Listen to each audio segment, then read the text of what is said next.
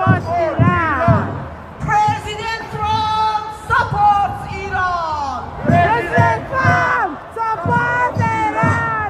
President Trump supports Iran. President Trump support Iran. President Trump. Hamburg Live. Act now. President Trump support Iran. President Trump. Act now. Act now. عزیزان البته پرزیدنت ترامپ امروز کار خودش رو کرد در عباس رو زد.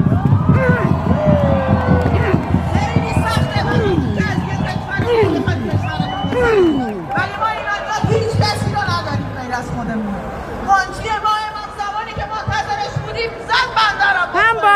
Hamburg Live. Yoo-hoo!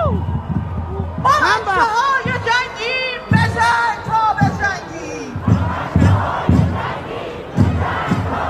Yes! بچه‌های جنگیم Yes! بجنگ تا بجنگیم. Woo-hoo! ما بچه‌های جنگیم بجنگ تا بجنگیم. می‌جنگیم می‌ایستیم ایران رو پس بگیریم. می‌جنگیم می‌ایستیم ایران رو پس بگیریم.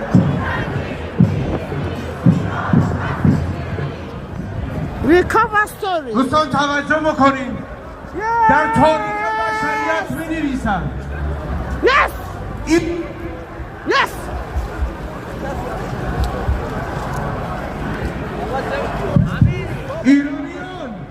ایرانیان وطن پرست ثانیه شماری میکنن برای آزادی که به میهنشان حمله بشه.